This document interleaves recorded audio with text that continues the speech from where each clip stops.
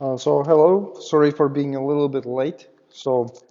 Let me know in the chat that you can hear me and see me okay.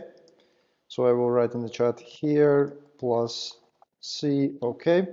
So plus minus, if there's any problem, let me know in the chat. We'll start just in a second. And also make sure that you have the template that I shared in the chat and also in the notes.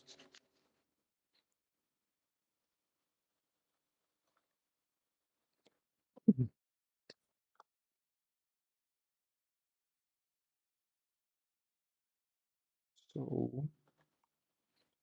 okay, I see that you're on. Okay, great. Yeah. So today, first of all, those of you who don't know that we have few people joining here regularly. So I expect actually, so Christiana is not here, it seems like. Let me check. And we are few people joining it only now. So let me see.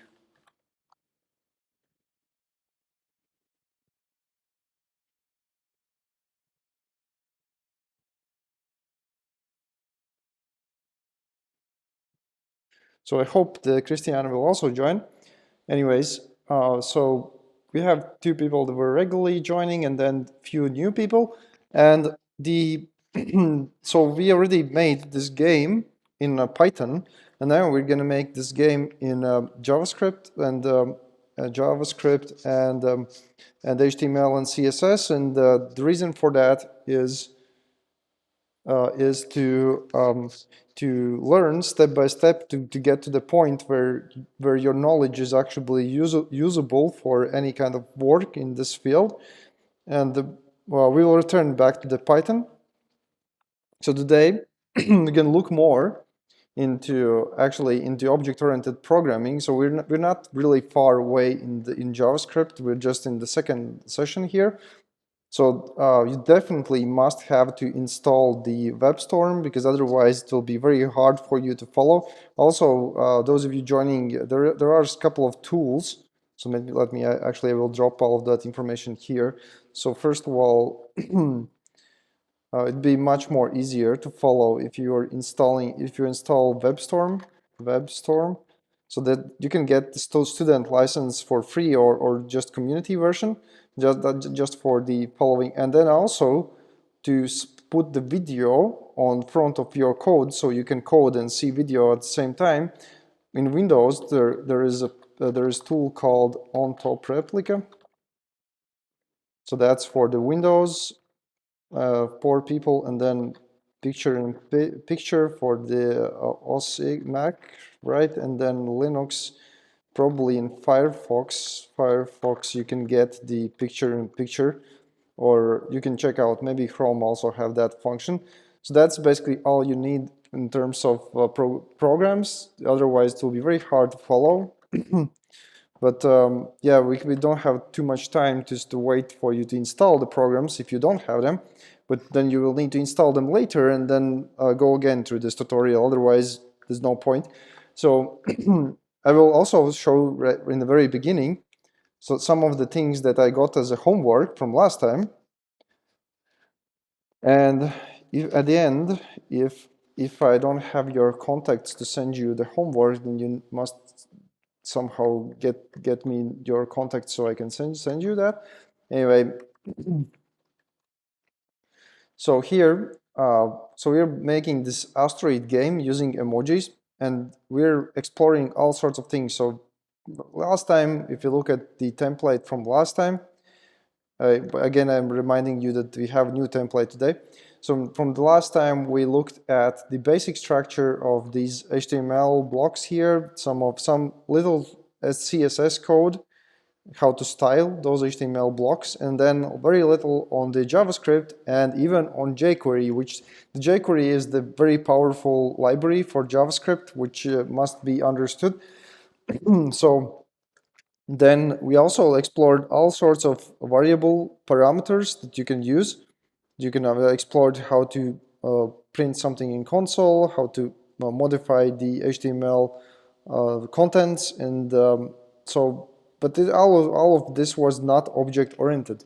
So today we're going to look more on the object-oriented way of writing all of this code that we before wrote in Python. Again, those of you who did not follow the Python tutorials, we have the series with about like 8 sessions, or like not very many, where you can follow how to do the same thing in Python, and then it will be easier maybe to jump in here, but we'll try to go from basics again, except I cannot go again from the basics regarding the simple data types, complex data types, and regards like very, very basic. So no worries, we will try to do our best.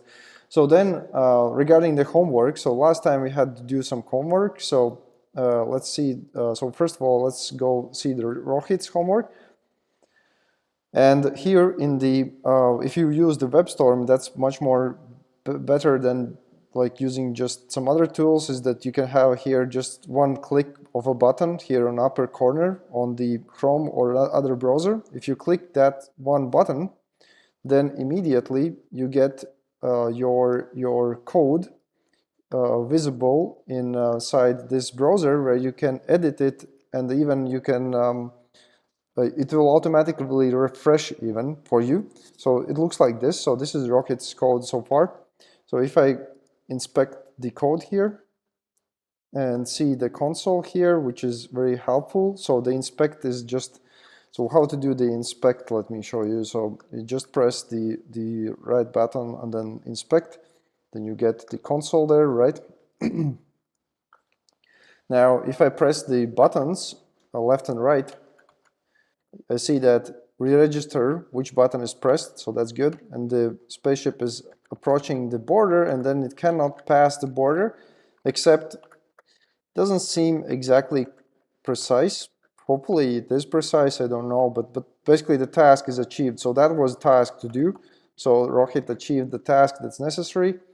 Then let's look also at the Christiana's work. So let me see, is she joining? Not sure. Anyways, hopefully she will at least look at it later. So Christiana's work also nice without the animation. So the animation part, the transition, CSS transition, is something we also looked last time. There is an option to do the transitions in CSS automatically, so that's a nice feature to do some manual animations, but that is not required, so you can still move around here. That's great. Only there are a few options, for few problems. I can move out of this scope, so that was not programmed properly. By the way, also the Rocket's code somehow, if I move to the side here, okay, no, now it moved in the correct position. It seemed like that it stopped previously just before that side. Okay, not sure. Anyway, maybe it's something. Anyway, so here we can go over the border. So okay, let's see what was the problem. So the advantage of sending me the homework also is that we can examine it live and help you understand all of the things that are missing here. So let's see. So let's examine this code a little bit. This was Christiana's code. So this was the part where we just explored how to use JavaScript. Seems about right, except here, that was interesting that maybe she didn't see that, but we used different kinds of quotes here in order to get these named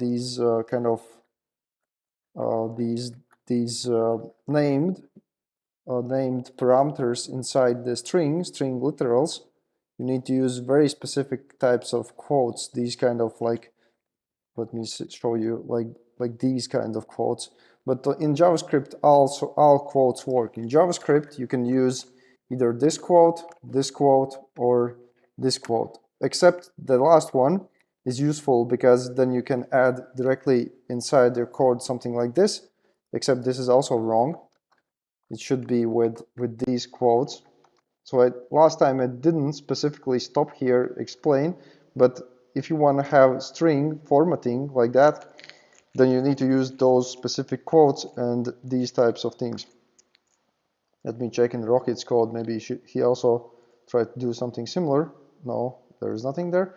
Anyway, cool. Let's see what else here. So she said that the for loops didn't work, and let's examine this part.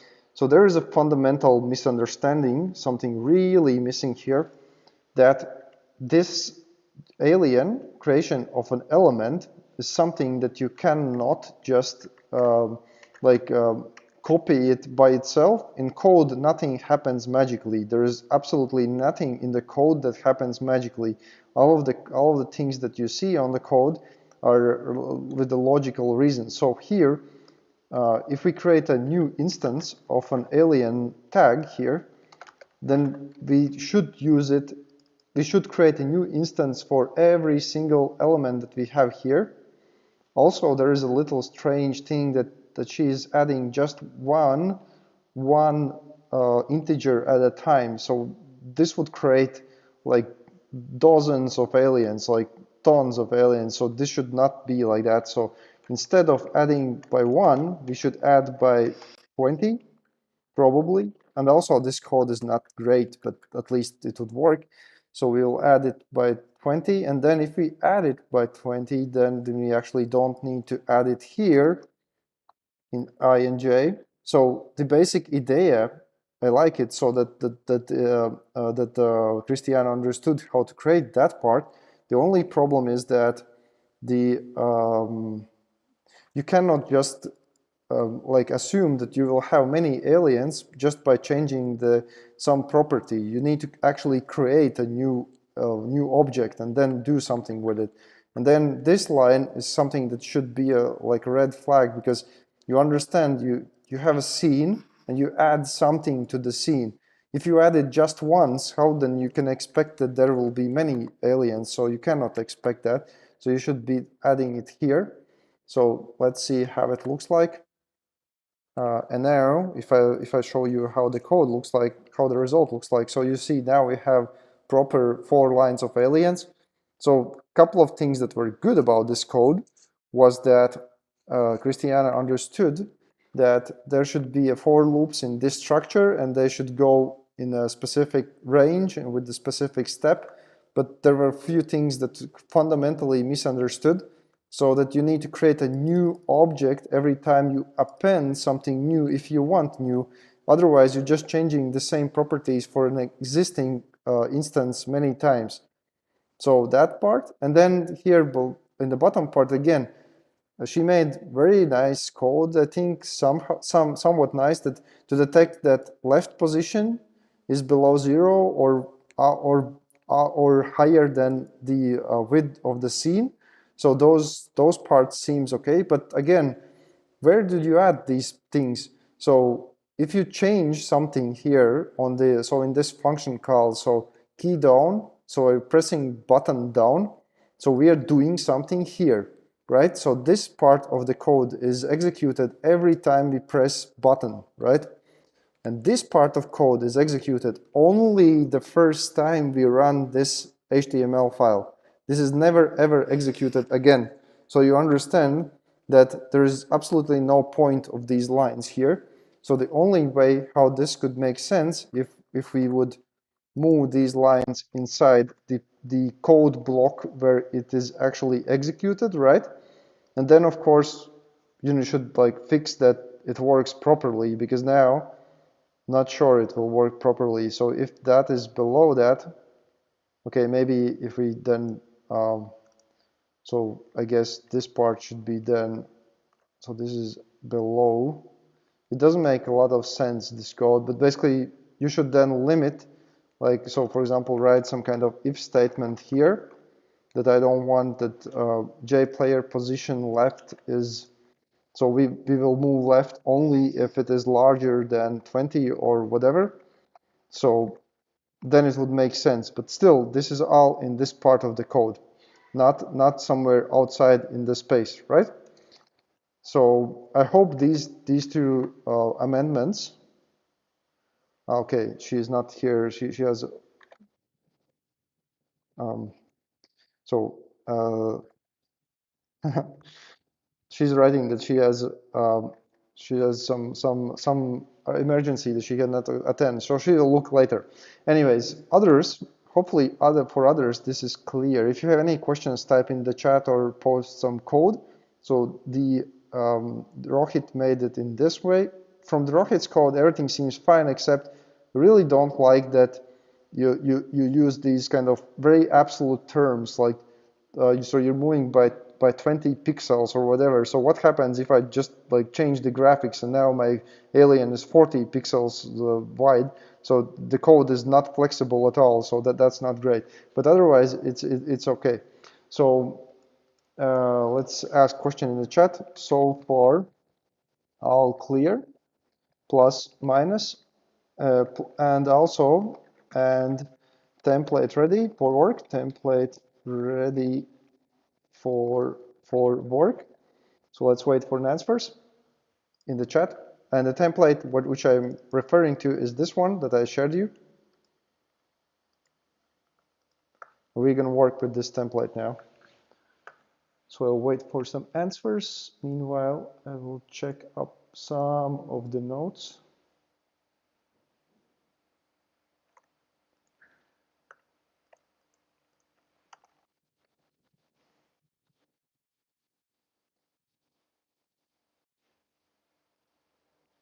Okay, I have 2 classes. Hopefully everybody who's joining are ready to work intensively. So that's the way how we do it here. And okay, so cool. Okay, let's then try to build the same structure as we had with the Python version with the objects, and we will go again through the same steps and the logic behind the object-oriented programming, so that if we repeat things, it becomes, I think, better understood. That's why I like to repeat those things again. Just a second, I will try to find where was my code from. Okay, I found it. So the original code that we used in the last Python sessions. So that I will use as my guide for creating the classes here. Okay, so we're gonna make proper JavaScript-based object-oriented classes here. So, and we will explore some of the things. By the way, what we gonna work with something that is called ES6, not the pure JavaScript. This is very important because the pure JavaScript is actually not object-oriented, and it don't have a lot of features, and it's really bad actually. So the functional programming in JavaScript is something that we should avoid as possible. So ES6 so this is called ES6 JavaScript. And basically, you can work with this in Node.js and also in modern browsers like Chrome, probably like the Edge and so on. Safari, latest Safari hopefully supports it, but basically it doesn't work at all with the Internet Explorer and all sorts of old stuff. So it works only with the newest versions, and of course Node.js is something that you use also in, like, for example, React Native, and then you can implement mobile applications as well. So anyways, just you should be aware that we're not going to program in classic JavaScript. This will be like the latest version of the JavaScript. So the way how you write classes in the latest versions of JavaScript, and by the way, if you start writing the class, the WebStorm will also give you the hints. So that's why it's very nice that you have a WebStorm instead of some other tools. For example, let me show you. So I start writing. It gives you the hints how to write the class properly, right? So let's see. So we'll have, first of all, the position 2D. So we'll try to make everything as similar as possible for the like we did in the Python. So position 2D. So this will be our class. Then in the class to have the um, member variables, right? For the member variables, there are actually some nice ways to write private variables. You could actually try out that. I think I'd not used it often. You can try out. So ES6 JavaScript private.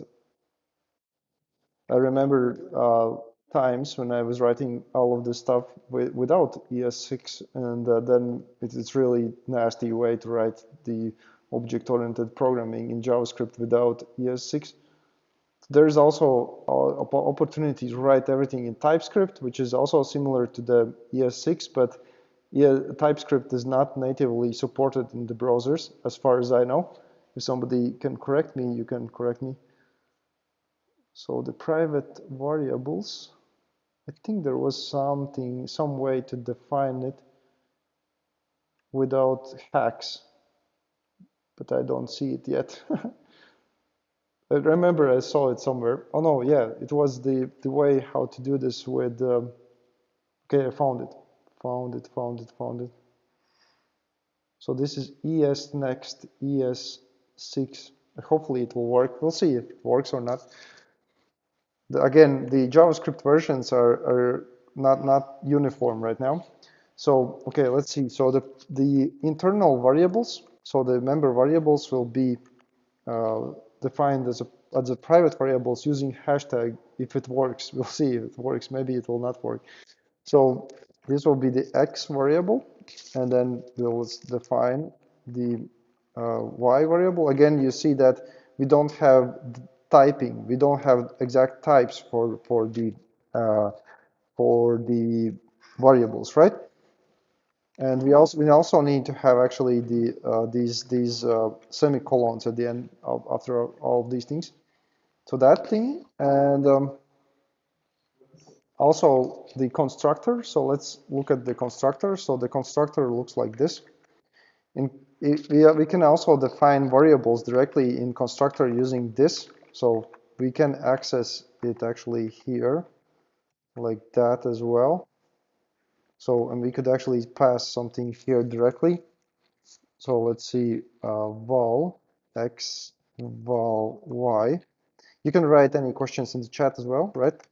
So now we'll see if everything works fine, because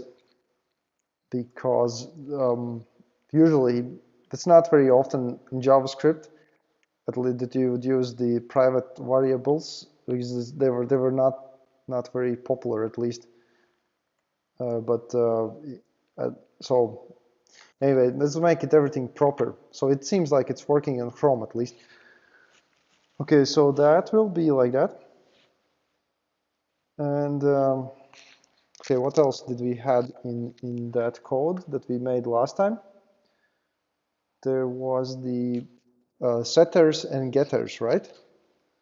So I think the ES6 do not have proper properties.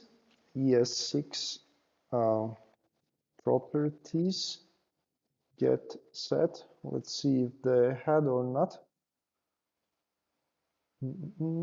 Maybe they added it. Have not checked the latest version yet. Seems like there's actually not really nice way to do this, but okay, there is actually. Yeah, so they have it, yes. Okay, so the properties in the, so I will write actually without properties and then with properties, so we have both ways, okay? So first of all, there's also kind of tricky syntax with this pointer. So this pointer is actually in the JavaScript very tricky, because if you would use this inside any of these scoped areas with the brackets, then depending on the way how it's made, you would not access the parent scope like this. So in the constructor, there is no problem. The constructor can access the parent scope, but as soon as you start writing the functions, then it becomes really tricky. So there is a hack how to avoid problems with the pointers. So that hack is actually something like this. So I'll show you. Set x. So like some time ago, like in old days, you would write something like function set x, and then there will be valid x, right? And you would have, okay, I wrote something wrong. Sorry.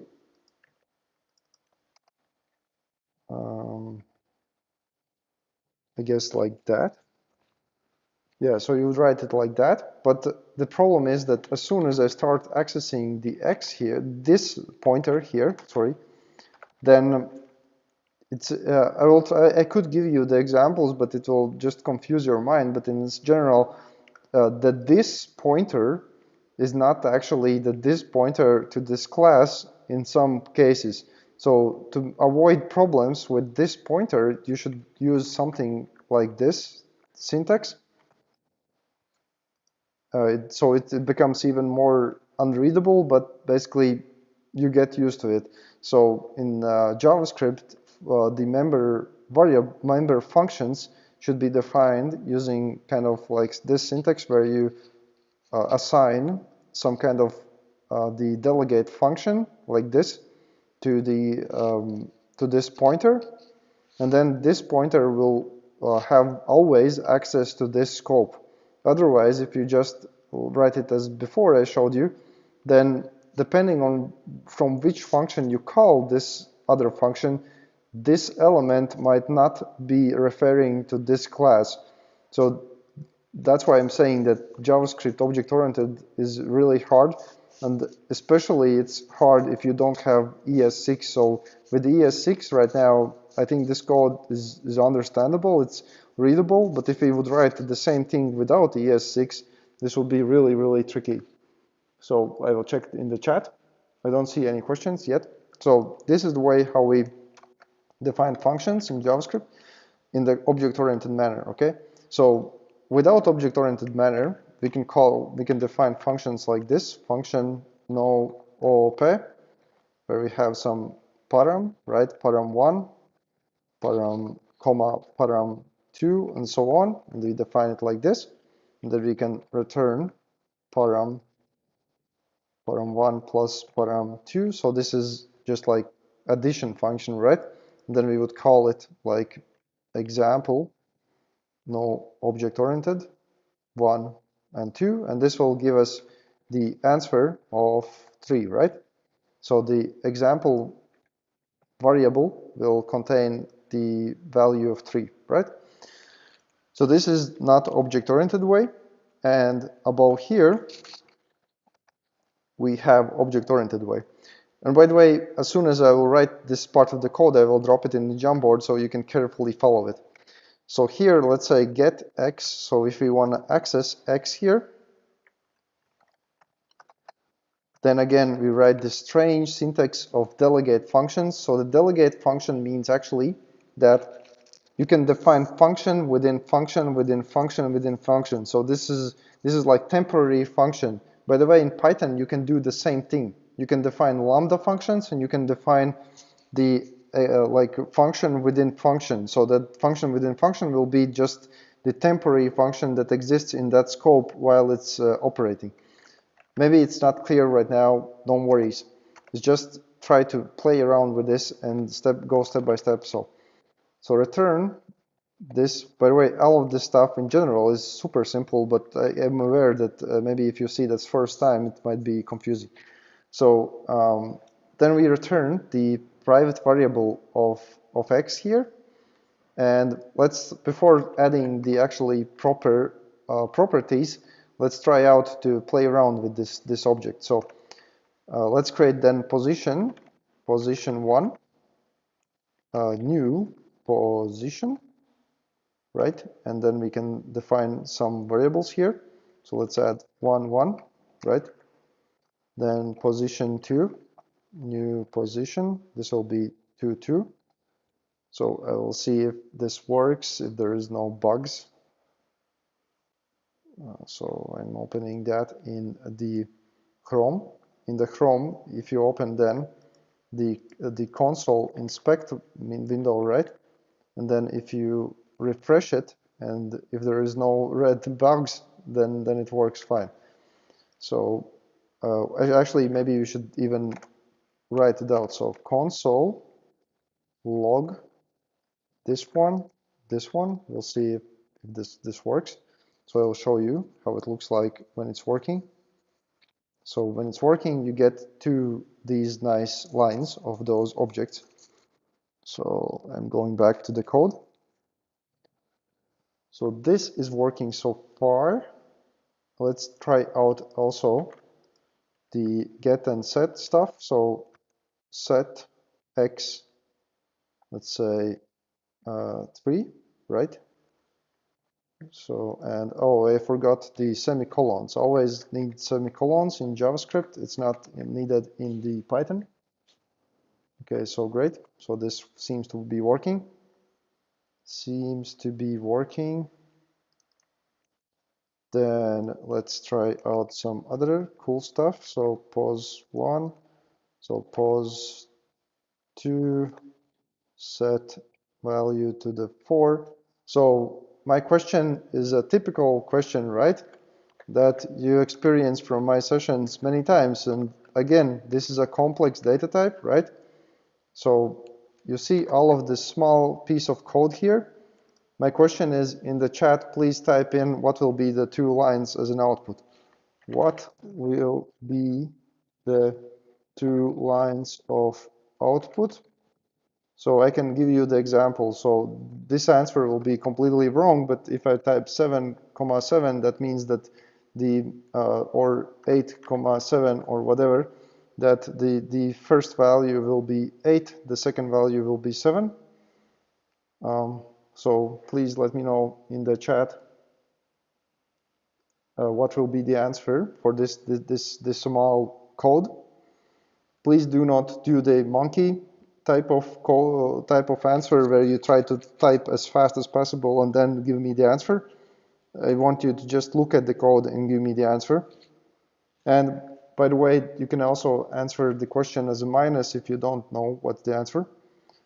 Okay, so I think the Rohit and Everts are on the good track because I have been like talking about this so many times, so they understand at least this part.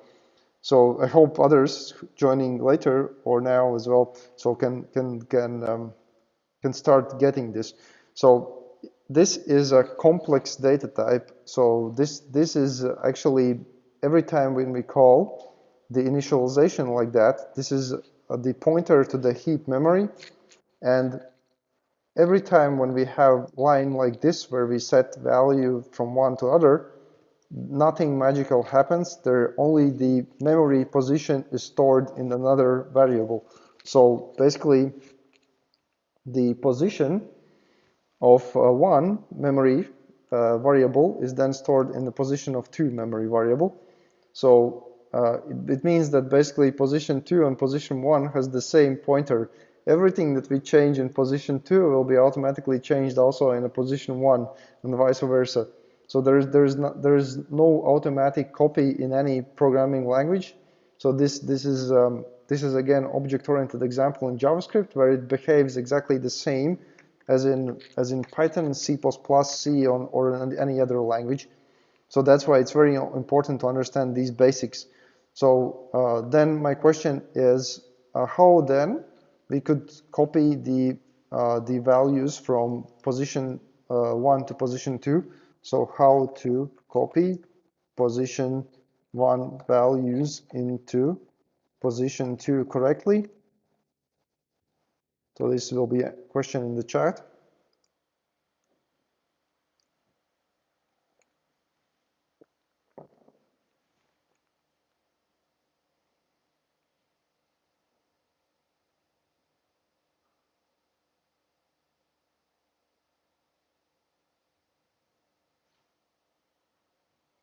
So you're saying that I think to get this keyword pointing to the class in the class method, we don't have to use arrow function. So I try to explain the arrow function is not that, again, this is not like some kind of magical function. This is delegate function basically. So the arrow function is used in order to avoid big problems in the future. Because if you will just write it like it's also a normal way to write it like this, and in most tutorials they will say that this is okay. And I don't disagree. Like in most cases this is really okay. But I don't want right now to confuse you, but the way how the JavaScript works is really tricky. So in the Python, you know that you always pass the self pointer, right? In the JavaScript, you don't have the self pointer here in the first parameter, and this is assigned automatically. And the way how it's assigned automatically is really tricky. It's not always what you expect. It's sometimes this pointer is actually this pointer to the particular function. So what I mean by that is, if I would now add this something here, this something here, this would point actually to the object of probably this guy. Well, and this is something that is then binded to this function. So really, it might have really undesirable effects. So and this pointer will be the same also inside that other function if it will be used there. So as a pointer reference here, for example, if I, instead of this function here, which by the way, I also could write this function with this, as you say, arrow function like this would also work. But if instead of this guy, I would just use then something inside our pause one, some callback like that, and then our this will be something very different. So I will try to show you that just in a second. So we'll experiment with that as well. But anyways, keep in mind that arrow functions are much safer in this way than trying to write it directly. So I see that you write how to set the values. So that's a bit strange syntax that you gave me in the chat, because to get the values, you see, you need to use actually these brackets at the end. You cannot just use it like this. If you use it like this again, this is a function pointer. So this is a pointer to the function. So again, if you remember, you can do crazy stuff like this. So pointer function, right? And again, even in JavaScript, you can do this. You can do this in any language, right? Like you can call the like in this manner, and everything works great, right? So I hope you understand this part of the code. If not, please write in the chat. And it's suspicious that Everts didn't write me the answer of this. So anyway, so this is what needs to be understood, what needs to be played with. So I will drop this part to the Jamboard, and then we'll explore also getters, setters, and then we'll explore the object-oriented features in JavaScript. And then for the homework, you'll have to try to make the structure of all of these JavaScript-based object-oriented elements as from the scheme. Remember, we had a UML scheme how to make the game, right? So this scheme will be the same as in the Python version, but now just in the JavaScript should be implemented.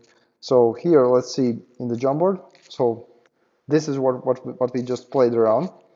And you should look at this and experiment with this and try to make it in your own code, because later you will still need to do that yourself. Okay, so that's so far. So let's then try to add the getters, setters. Okay, you did answer. I see that Everett says he did answer, but I didn't see his answer in the chat. Anyway, that's strange. In the chat, I saw only your answer now. Sorry, if I didn't see your answer before, because I was asking how to copy position 1 into position 2, and I did not see your answer.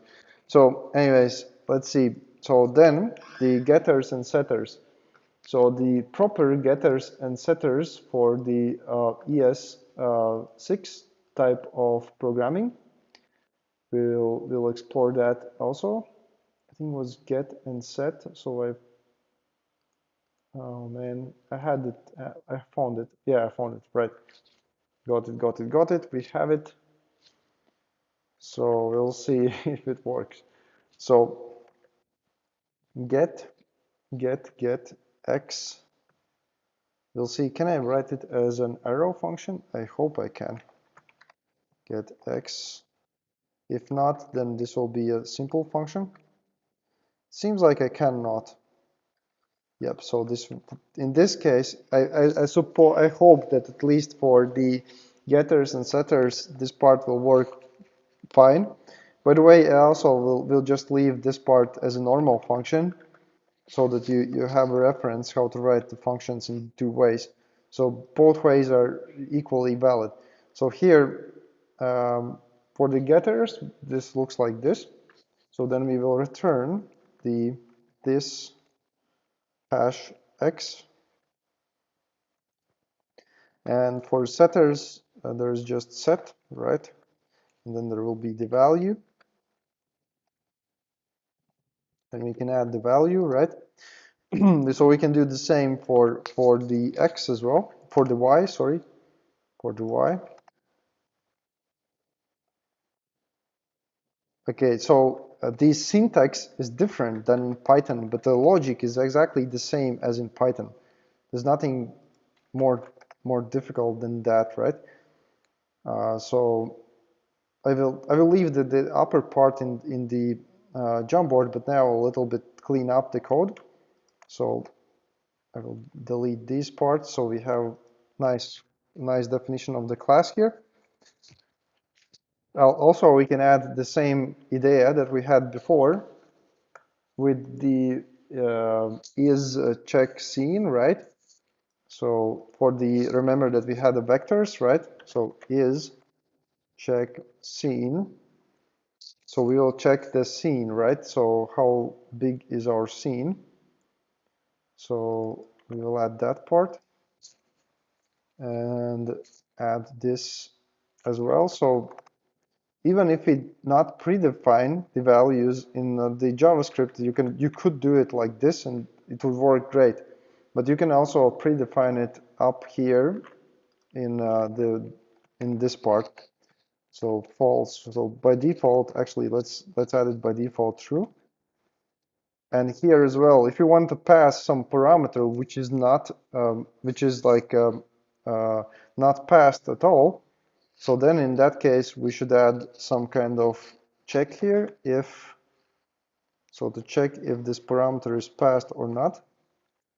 Oh, by the way, I think you could actually, yeah, so we could in ES6 we can do this as well, default parameters. In JavaScript, the old JavaScript, it was not possible. So we can do that. And let's add also the constants, okay? So constant scene width. So what is actually the scene width? We will see that. So let's see. So how many elements we actually can put in that part? So I will just quickly check it. So I forgot so it's 11 elements in that and 15 elements on the other side. So cool. So 11 and height will be 15. So it's the same as in that other game. That's great. That's great. So we have it like that. Then to check the values, right? Here, when we set the values, if value is so we cannot actually write in Python with just with one expression. So if this check scene, so if we need either with the check scene is disabled or then we add another bracket here. Then we do something else. So the or bracket, and this or bracket will actually contain two statements, unfortunately. So then if the value is larger than or equal than 0, and you write with two and symbols, and value is smaller or just smaller than scene width, right? So this is basically the same code as we had in Python, right? We check if the scene, if we should check that this x value is in the range, then we set it. If it's not in the range, then we don't set it. So the idea is that we want to make sure that we cannot set values that are outside of our small game scene, right? And the idea here is also that that the setters and getters, so this is a setter, this is a property, right? This is called setter property. So that's why you should not just access your variables directly from outside of the world, right? You need to use proper object-oriented structures where you have kind of like option to add some code in between your actual variables. That's why it's very useful to use these things. Okay, so we have this thing ready. Then the other thing regarding the Y part, I think you should be able to write it yourself as well, but let me add it quickly for you here. So Y scene height, right? Like that. So I will drop this part of the code also to the Jamboard so you can fix it later.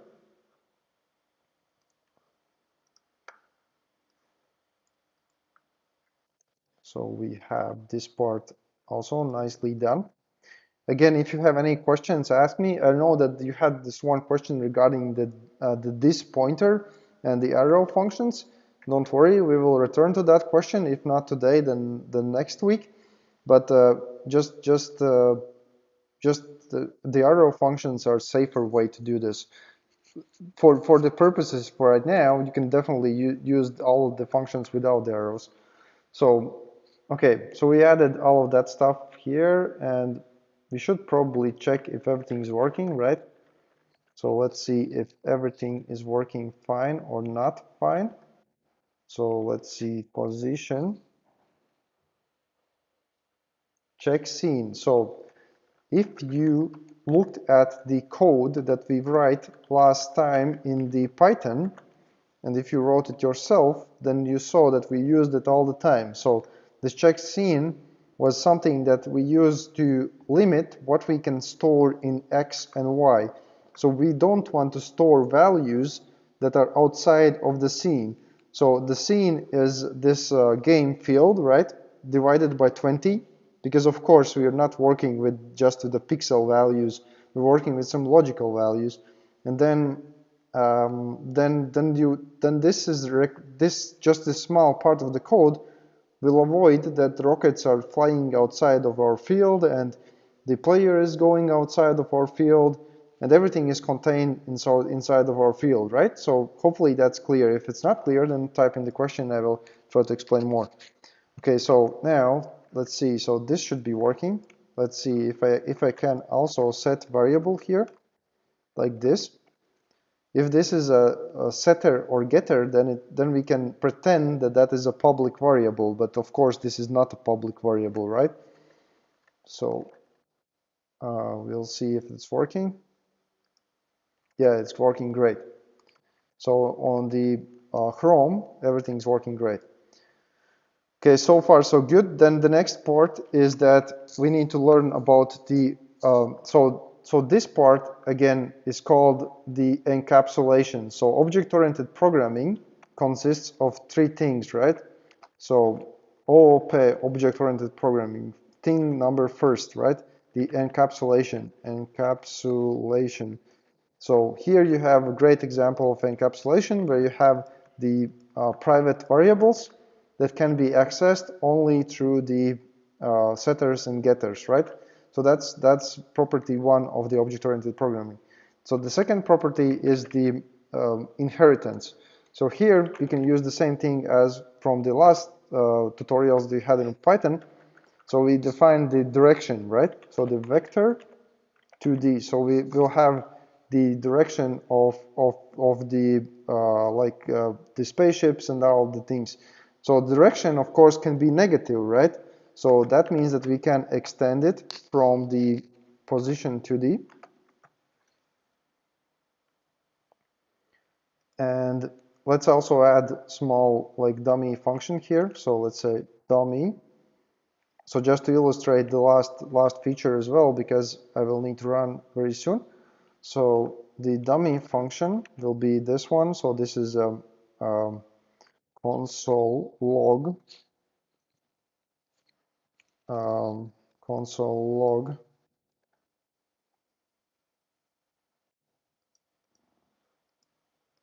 So this means that I'm calling dummy from position 2D.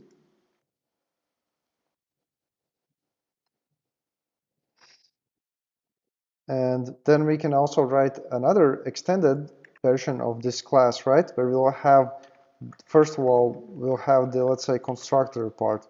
So constructor will have the value of x, value of y, and then here we can pass those values to the position 2D constructor, right? And we can also set that the check scene is false. Unfortunately, instead of Python, where we can define the variable names, like, for example, in Python, we can write it like this. Unfortunately, in the JavaScript, we cannot do this. We need to write it just like that. So the only way how to avoid that is using some dictionaries, but this is not desirable. So yeah, so we will write it like that, and this is very nice way to have this kind of inheritance, and then the polymorphism. So the polymorphism, the third feature will be this one. So we are now overriding that we will call this function here. And then if we decide, we can also call the super dummy the bottom function, or like that. I hope it will work like that. So we can now test out this part. So I will just write down what it is here. So this is object-oriented inheritance, and this is object-oriented polymorphism, kind of. With these kind of very high level languages, it's very hard to demonstrate that.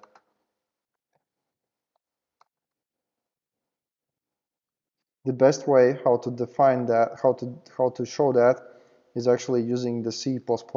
So at least so far as I know. So vec1, vector 2D. So let's say there will be -1 and 1 value, and then we can try out calling actually the dummy function. We can also try to call dummy function for this guy.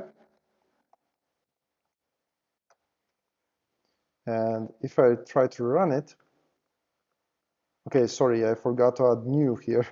Again, I was been writing in Python too long. I always forget to add these